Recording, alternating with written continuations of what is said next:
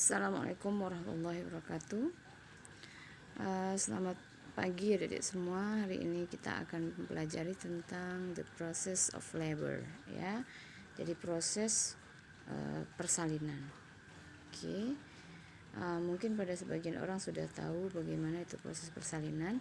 Nah, sekarang secara teori kita akan bahas beberapa hal yang terkait dengan definisi, ya, kemudian penyebab terjadinya persalinan, kemudian tanda-tanda persalinan, dan 5 faktor yang mempengaruhi persalinan, kemudian mekanisme persalinan dan tahapan persalinan. Oke. Saya berharap dalam proses persalinan ini, dalam proses pembelajaran kita di persalinan ini, Anda bisa aktif dan bisa menyimak dengan baik, dan silakan catat dengan buat resume sendiri sehingga Anda akan mempermudah nanti dalam proses belajarnya. Oke. Nah, apa sih itu persalinan? Ya, mungkin semua kita sudah tahu. Yang bayangan kita kalau persalinan itu adalah proses pengeluaran bayi. Ya, itu betul sekali. Namun secara teori bahwasanya proses persalinan itu adalah proses keluarnya hasil konsepsi, ya. Proses konsepsi di mana ada janin di sana, ada plasenta, ada air ketuban, ada tali pusat yang mana dia dikeluarkan melalui jalan lahir, ya, dan mencukupi dari usia kandungan itu sendiri sekitar 37 sampai 42 minggu. Nah, itu dianggap sebagai persalinan atau disebut juga dengan persalinan dengan usia kehamilan aterem, ya, atau cukup bulan. Nah, untuk persalinan itu sendiri banyak tipenya. Ada persalinan abortus, imaturus, kemudian prematurus, dan aterem atau posterem. Nah, itu silakan Anda cari sendiri, ya, istilah-istilah seperti itu. Oke, ternyata persalinan itu dimulai akibat adanya kontraksi uterus yang reguler. Kontraksi uterus yang reguler di mana diawali dengan his yang teratur, yang memiliki kekuatan yang sedang sampai yang berat, ya, atau yang kuat, sampai akhirnya lahirlah plasenta.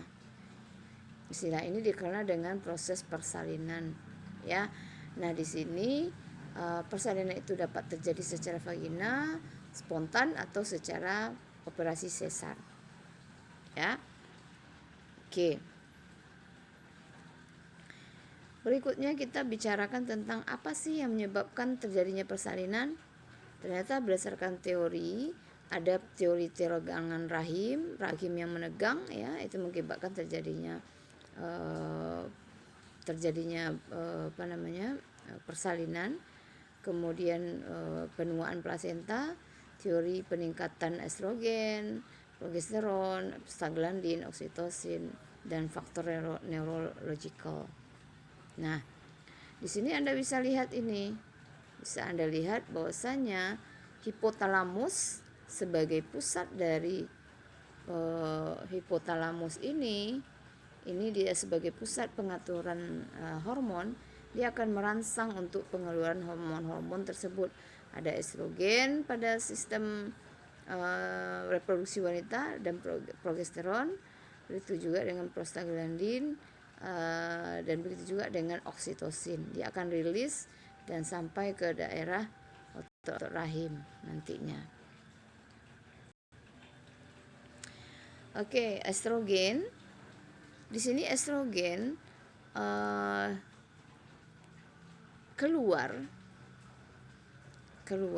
untuk membantu mensintesis dari reseptor oksitosin, sehingga efeknya adalah oksitosin itu akan laju keluar, ya, dia akan dirilis, oke, dan mengakibatkan percepatan dari disintegrasi sel amnion yang akhirnya meningkatkan sintesis atau produksi dari prostaglandin, ya. Nah, di sini progesteron juga demikian. Progesteron juga bersama-sama dengan progesteron, estrogen akan meningkatkan rasionya lebih lagi dibandingkan sebelum adanya persalinan itu sendiri, dan juga mengakibatkan adanya sintesis dari prostaglandin itu.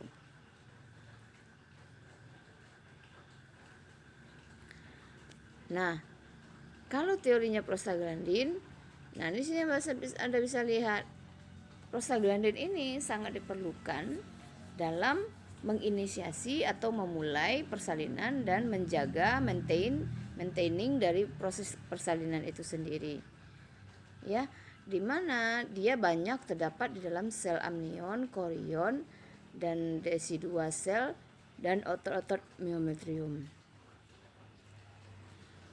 Di saat sintesisnya ini, sintesis prostaglandin ini, dia akan men-trigger untuk pengeluaran sel-sel lainnya atau hormon-hormon lainnya, sehingga mengakibatkan adanya onset peningkatan kontraksi di awal-awal persalinan itu sendiri. Ya. Kemudian teori hormon oksitosin. Nah, di sini hormon oksitosin itu jumlahnya meningkat pada saat awal-awal persalinan.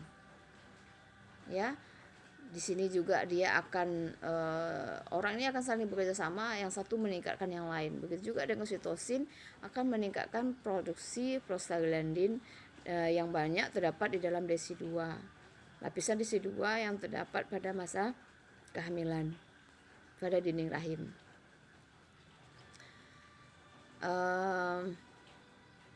Di mana ini terdapat di selain di desidua juga ada di plasenta, ya, di plasenta. Oke. Terus teori neurological factor. Di sini artinya teori ini adalah adanya peningkatan atau keberadaan dari reseptor adrenergic alfa dan sel beta di sel endometrium atau sel otot myometrium. Apa akibatnya? Meningkatkan kadar estrogen, di mana estrogen akan meningkatkan sel alfa, sementara sel beta akan meningkatkan reseptor sel beta untuk proses persalinan itu sendiri. Ya. Kemudian respon kontraksinya adalah menginisiasi bagaimana sel-sel saraf yang ada di sekitar serviks dan di bagian segmen bawah rahim itu semakin meningkat, dan terjadilah proses dilatasi atau proses pembukaan serviks itu sendiri. Nah, gitu ya. Jadi peningkatan sensasi saraf dari sel yang ada di serviks atau jalan lahir itu sendiri. Nah, berikutnya apa saja sih tanda-tanda persalinan? Nah, tanda persalinan itu kita bagi dua, sebelum persalinan atau pada saat benar-benar persalinan atau early labor, di mana pre-labor terjadi paling lama 1-4 minggu sebelum persalinan. Nah, kalau early labor dia beberapa jam sebelum persalinan itu terjadi. Kalau pre-labor itu kita kenal istilahnya dengan Braxton Hicks. Braxton Hicks,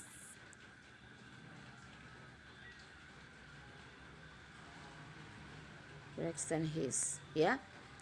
Braxton Hicks apa itu?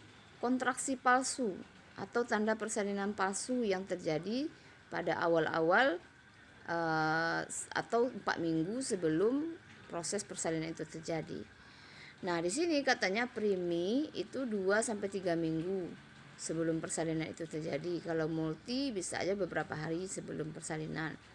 Di mana gejala yang muncul adalah kepala sudah masukin panggul, kemudian adanya rasa kram, sakit pada daerah perut gitu ya. Kemudian rasanya persendian itu semakin copot ya. Kemudian ada diare, kemudian adanya proses pembukaan walaupun itu hanya 1 atau 2 cm gitu loh. Tapi masih belum maksimal pembukaannya atau pelebarannya. Begitu juga kan early labor ya. Early labor yang true, artinya yang sebenarnya. Ini beberapa jam sebelum persalinan yang sebenarnya. Nah, ini sudah ditandai dengan adanya pengeluaran bloody show. Kemudian di mana bloody show ini keluarnya bercak darah yang kental, yang berwarna pink atau berlendir ya, bloody show. Kemudian pecahnya air ketuban, selaput ketuban sudah pecah. Ini menandakan persalinan benar akan dimulai. Dan yang terakhir adanya kontraksi uterus ditandai dengan rasa sakit yang bersangatan, reguler, dan sangat kuat sekali. Oke, silakan Anda lihat tabel ini, ada true and false labor. Jadi tanda-tanda yang benar atau yang persalinan yang sebenarnya atau persalinan palsu atau fraction his tadi. Nah, di sini perbandingannya adalah dari segi kontraksi antara true dan false. Dapat kita lihat kalau kontraksinya pada persalinan yang sebenarnya itu sifatnya teratur, reguler, kemudian lebih pendek dan lebih kuat. Sementara di palsu itu irregular sifatnya, ya, tidak teratur. Dari segi waktu datangnya lebih pendek lagi, 30-60 second ya, atau kurang 1 menit. Ini lebih dari 2 menit. Kemudian kalau posisi kontraksi dia itu lebih banyak di bagian bawah atau kita bilang di bagian ari-ari ya, bagian bawah dan mengarah ke pinggang. Nah, kalau ini di yang palsu itu, yang kontraksi palsunya adalah pada daerah perut bagian atas ya. Dan di saat posisi dengan posisi apapun dia tidak akan menghilang rasa sakitnya. Kita kasih obat apapun juga tidak akan menghilang.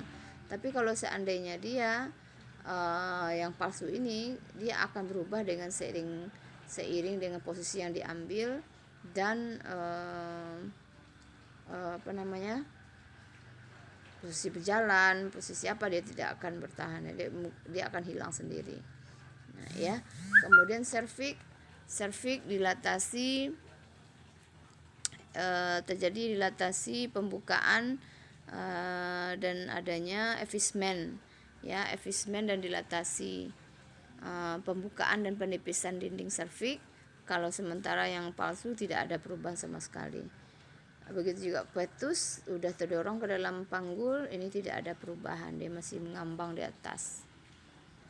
Oke, di sini ada faktor-faktor yang mempengaruhi persalinan. Ada 5 faktor. Ada yang namanya passenger, passageway, power, kemudian position and psyche ya. Yang terakhir ada namanya penolong. Kenapa penolong? Ternyata penolong yang kompeten, yang tidak kompeten dalam persalinan itu juga mempengaruhi persalinan bisa bersalin normal atau tidak. Ya, jadi itu diteliti orang, ada pengaruhnya ya. Jadi passenger adalah bayi atau janin itu sendiri disertai plasenta dan lain sebagainya. Passageway adalah jalan lahir, power kekuatan his dan tenaga meneran ibu, posisi saat persalinan, dan psikis. Di samping terakhir tadi ada penolong ya. Oke, kita bahas satu persatu. Ada namanya passenger, the fetus ya, janin dan plasenta, di mana hal ini akan berkaitan dengan kemampuan janin untuk lewat terhadap passageway atau jalan lahir. Nah, semakin besar anak itu juga akan mempengaruhi ukuran kepala. Semakin besar kepala anak, otomatis tidak akan sanggup melewati perbatasan panggul yang sempit. Kemudian sejumlah berapa jumlah si bayi, apakah kembar 2, 1, 3 ya, itu juga akan mempengaruhi untuk bisa bersalin dengan normal. Kemudian posisi si janin itu sendiri, apakah posisinya melintang, membujur atau manjang, atas bawah ya. Kemudian fetal attitude atau sikapnya, fleksi, non fleksi atau menengadah. Kemudian fetal posisi ya, kemudian fetal position atau fetal yang letak kepala, letak bokong, itu juga mempengaruhi. Nah, coba Anda lihat di sini ukuran kepala. Nah, ini juga mempengaruhi suboccipito, prehmatika 9,5. Makanya nanti pada saat persalinan ini sangat penting bagi kita untuk memahami. Nanti Anda pelajari di sini ya, Anda hafalkan kembali ini untuk ukuran-ukuran kepala bayi. Makanya penting ya terkait dengan passage ini, janin ini. Kemudian presentasi janin coba Anda lihat di sini. Walaupun dia letak memanjang, tapi presentasinya yang beda nih, longitudinal lie, bridge presentation. Kemudian ini longitudinal lie, kemudian vertex presentation. Jadi kepala yang bagian bawah, ini bokong yang bagian ke bawah. Ini presentasi. Nah, itu juga mempengaruhi. Atau dia melintang, transverse lie, shoulder presentation. Jadi yang presentasi kepala menjadi presentasi bahu, jadi dia menjadi letak melintang, itu juga mempengaruhi ya. Ini bisa kita lihat dia mengambil posisi longitudinal atau transverse. Atau attitude itu sikap di si janin memasuki panggul, pintu PAP itu pintu atas panggul. Apakah dia complete flexion ya, ini yang normalnya ini fleksi, dia menekur dia. Kalau ini mungkin pada waktu masih di saat engagement sebelum fleksi, dia memasuki panggul atau penurun kepala di daerah panggul, ini mungkin masih boleh ya. Tapi ini nggak boleh, ini juga tidak boleh, karena ini akan mempengaruhi kemampuan untuk bisa normal atau tidak ya. Ini letak muka, ini letak puncak ya. Jadi perbedaan ini yang akan mempengaruhi kemampuan mekanisme persalinan bisa terjadi secara spontan atau tidak. Kemudian presentasi yang seperti dibilang tadi, ada presentasinya bahu, itu letak lintang atau bokong atau kepala, ini yang normal ya. Ini letak muka ya, ini letak puncak.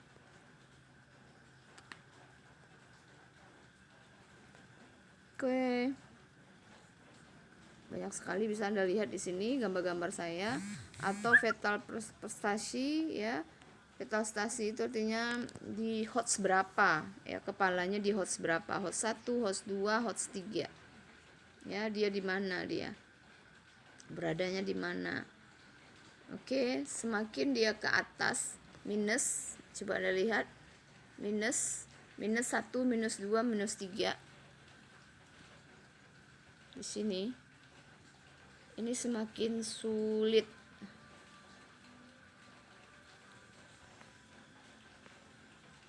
Oke ya.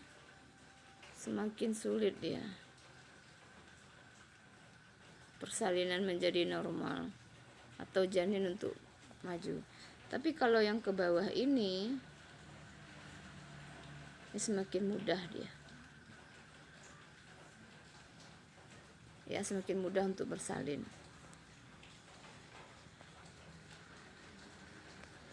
Oke, Anda pahami itu. Dan ada namanya engaged descent flexion ya. Oke, yang kedua ada namanya passageway atau pelvis atau jalan lahir. Jadi faktor P yang pertama tadi adalah passenger, yang kedua adalah passageway atau jalan lahir.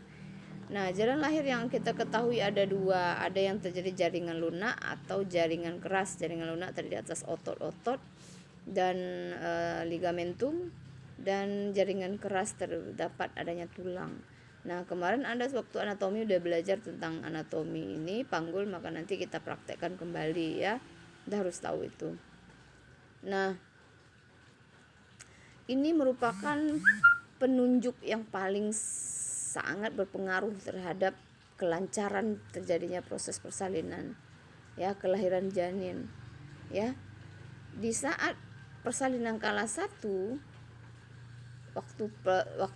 pada saat persalinan kala 1, pembukaan serviks terjadi di mana adanya penipisan dan pelebaran pembukaan, maka dia harusnya kepala ini sudah masuk ke dalam panggul, ya. Nah, biasanya dia menjadi penipisannya 100% atau pembukanya 10 cm, maka dia akan baru terjadi persalinan. Dan biasanya dengan turunnya kepala ke dasar panggul, ya, turunnya kepala ke dasar panggul. Namun apabila passageway dia kecil, terjadinya CPD. Kalau bahasa kitanya adalah panggul sempit. Panggul sempit, cephalopelvic disproportion. Nah, ini tidak akan bisa. Kenapa dia panggul sempit? Artinya mungkin kepalanya normal, bayinya normal, ukuran kepalanya normal, tapi panggulnya yang sempit, tetap nggak bisa lahir dia gitu. Atau kebalikannya, ya, panggulnya normal tapi janinnya yang besar. Nah, itu yang tidak boleh. Jadi tidak berlangsung dengan normal dia persalinan itu sendiri. Nah, kita dikenal ini ada 4 tipe pelvic, ya. Tipe yang pertama itu ginecoid. Coba Anda lihat, ya, arkus pubisnya sangat lebar, bisa 3 jari kita lewat, ya kan.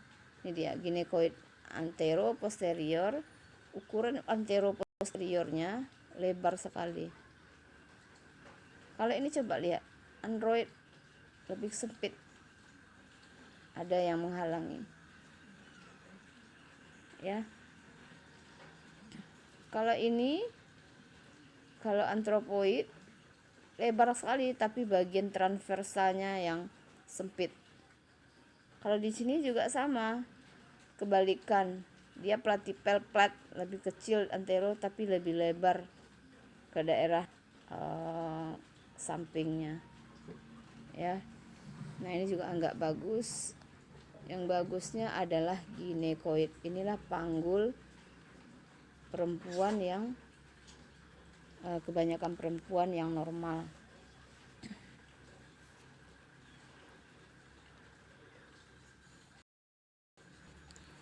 Kemudian ini bisa kita lihat proses effacement dan dilatasi dari serviks, yaitu proses penipisan dan pembukaan, dilatasi serviks itu sendiri.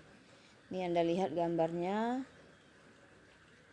bahwasanya di sini uterus, serviks dan vagina. Di sini tidak terjadi, di sini belum ada effacement, penipisan, dan belum ada pembukaan. Porsio tampak masih tebal. Porsio masih tampak tebal sekali, ya. Nah, di sini kalau yang di gambar nomor 2 ini sudah ada penipisan. Coba Anda lihat, bayangkan dengan gambar sebelahnya. Sudah ada penipisan dan sudah ada pembukaan. Sehingga sudah ada penipisan dan sudah ada pembukaan. Nah, penipisannya katanya fully effaced, berarti sudah full, sudah betul-betul 100%, ya. Oke, yang berikutnya betul-betul sudah tipis dan full dilatasi. Nah, berapa yang dilatasi? 10 cm.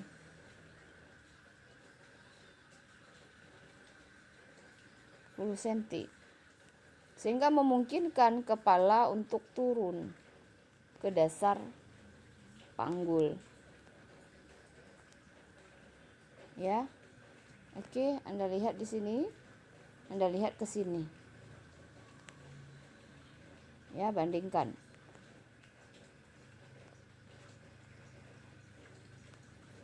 Oke, nampak ya bedanya. Ini penipisan itu yang mana?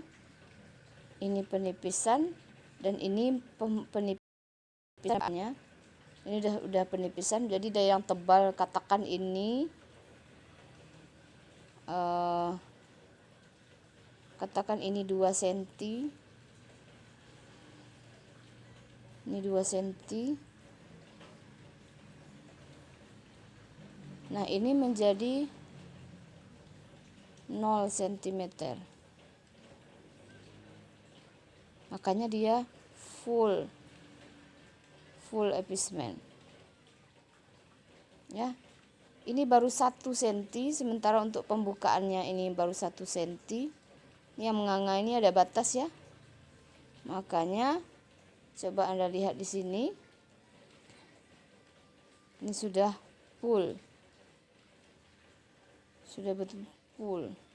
10 cm.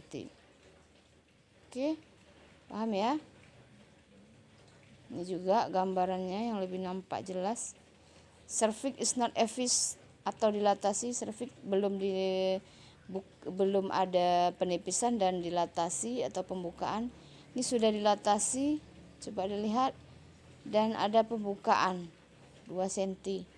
Nah, ini sudah full dilatasi tambah dengan penipisannya udah, tambah dengan adanya pembukaan yang lengkap. Oke, ini kembali ya.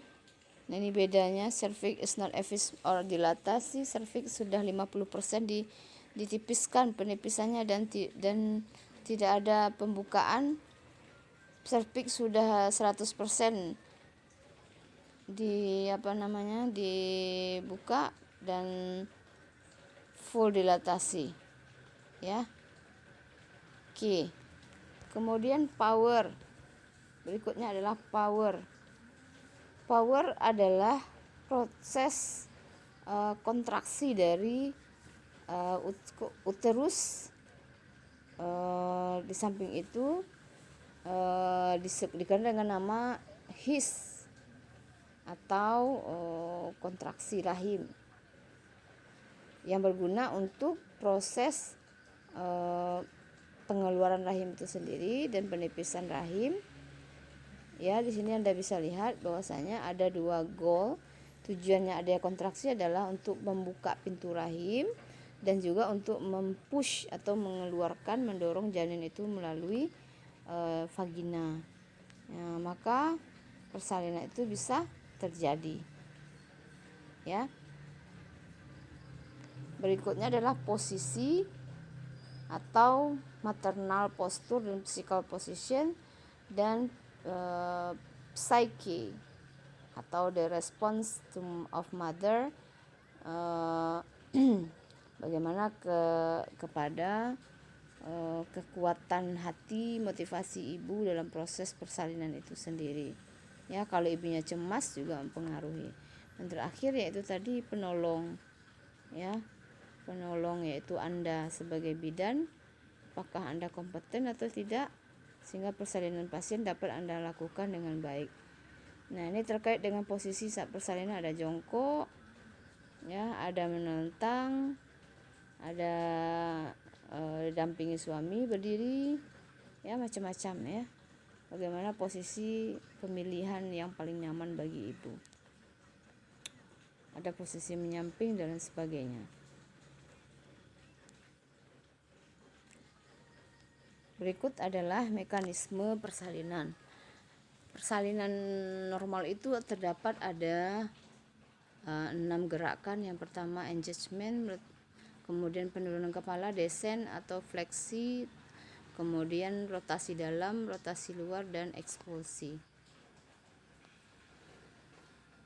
Nah, apa itu engagement? Ini adalah proses yang penempatan dari diameter terbesar kepala pada daerah pintu atas panggul, atau dia sudah menempatkan diri pada daerah PAP, namanya engage. Kemudian descent atau penurunan kepala itu sendiri, penurunan kepala, kemudian fleksi ini bertujuan untuk memperkecil ukuran kepala dari 12 cm atau 11 cm diameter suboccipito menjadi suboccipito pragmatica, sehingga kalau dia berubah, fleksi ini terjadi, maka akan terjadilah penurunan kepala yang lancar di daerah pinggul sempit, ruang sempit panggul. Nah, ini dia engagement. Bisa Anda lihat, dia hanya berada di atas supras PAP, masih berada di PAP, dia sudah menempatkan diri di sana. Kemudian diikuti dengan penurunan kepala dan fleksi. Ya, oke. Kemudian internal rotasi.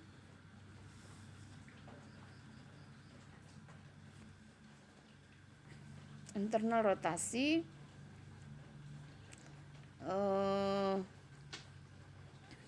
di mana proses kepala berputar di dalam, tepatnya di bawah simfisis, yang berfungsi untuk untuk menyesuaikan dengan ukuran panggul, ya. Kemudian biasanya internal rotasi ini terjadi paling lambat di ruangan tengah panggul. Oke, saat adanya internal rotasi ini, maka terjadi distorsi antara kesesuaian kepala dengan bahu, ya. Nah, itulah nanti adanya rotasi luar atau external rotation untuk membalas putaran tadi. Nah, kemudian ekstensi dia akan keluar melalui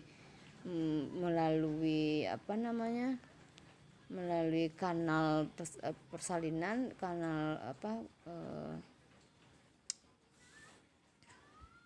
melalui jalan lahir, dan dia akan crowning, dia akan maju mundur di saat adanya his dan tenaga mengedan. Nah, saat dia sudah maju, udah keluar, maka terjadi putaran balasan atau external rotation atau putaran luar. Ini harus terjadi sampai semua kepala dari kepala sampai dagu itu harus lahir sempurna, maka dia akan terjadi external rotasi secara spontan. Nah, dia akan menghadap ke salah satu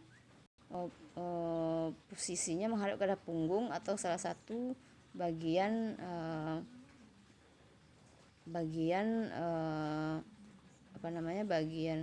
menghadap ke arah punggung si janin. Kemudian ada namanya ekspulsi, yaitu proses pengeluaran badan bayi secara keseluruhan menurut ukuran jalan lahir yang melengkung, ya, karena jalan lahir itu melengkung sifatnya. Oke. Dan berikutnya adalah kita bicara tentang kala persalinan atau tahapan persalinan. Ada 4 tahap persalinan, yaitu kala 1, kala pembukaan, yang kedua kala 2 atau tahap persalinan bayi, dan yang ketiga kala plasenta, yang keempat kala observasi postpartum. Kala 1 itu dimulai sejak adanya onset labor atau adanya kontraksi rahim sampai dilatasi pembukaan itu menjadi lengkap 10 cm. Ini kala 1. Dan ini berbeda-beda pada setiap orang, lamanya tergantung apakah dia primi atau multi. Di sini sudah terjadi namanya fase kontraksi yang berkisaran antara 10 sampai 40 detik. Kemudian kala 1 ini dibagi atas 2 fase, fase laten sama fase aktif. Fase laten itu fase yang sangat lama sekali, dimulai dari adanya pembukaan 1 sampai pembukaan 4. Sementara pada aktif fase, dilatasi serpik itu dimulai dari pembukaan 4 sampai 10. Nah, ini juga ada 3 fase di sini. Aktif fase ini ada akselerasi, dilatasi maksimal, dan deselerasi. Nah, itu nanti Anda cari tugas Anda itu ya. Kemudian selama fase aktif ini berbeda-beda pada penderita. Ada primiparas di mana 1 cm itu terbukanya pintu rahim adalah 1 cm. Ya, sementara pada multi maka setiap 1 cm itu ya itu menjadi 30 menit. Jadi kalau 2 cm sama dengan 1 jam. Ya. Karena ini setengah jam dia dapat 1 cm, berarti 2 cm dalam 1 jam pada multi. Itu bedanya. Coba Anda lihat inisial atau laten fase, di sini dia sudah ada pembukaan walaupun sedikit. Kemudian aktif fase dia sudah mulai membuka lebih lebar. Ya, effacement cervixnya.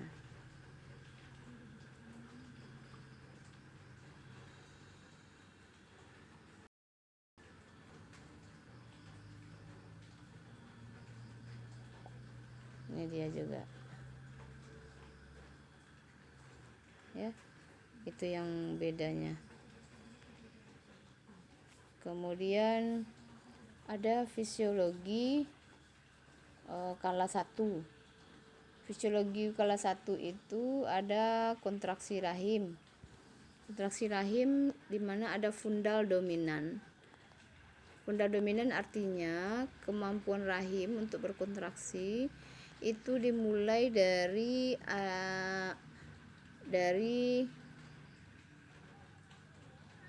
sini, dari fundus. Kontraksinya lebih kuat, kontraksi itu lebih panjang, lebih kuat, dan puncaknya adalah dia akan membuat bagian semua uterus itu berkontraksi. Ya, itu fundal dominan, itu puncaknya pada daerah fundus rahim. Maka ketika kita pegang perut ibu itu terasa tegang sekali, memapan, keras pada saat adanya kontraksi. Yang kedua, polaritasnya adalah harmonisasi antara 2 pola. Ada namanya SAR, segmen atas rahim. Ada namanya SBR, segmen bawah rahim. Di mana SAR ini ya, di mana SAR dia itu sifatnya adalah kontraksi dan relaksasinya itu dia akan menjadi pola yang menebal dan pendek. Ya, tebal tapi pendek. Tuh. Di saat dia, ini contoh kontraksi dan retraksi. Kalau dia berkontraksi, dia menebal dan memendek. Kalau retraksi dia diam dan memanjang. Tapi ini kan berbeda dengan kalau seandainya dia di SBR. Ini dia. Ini SBR. Upper and lower berarti SAR segmen atas rahim.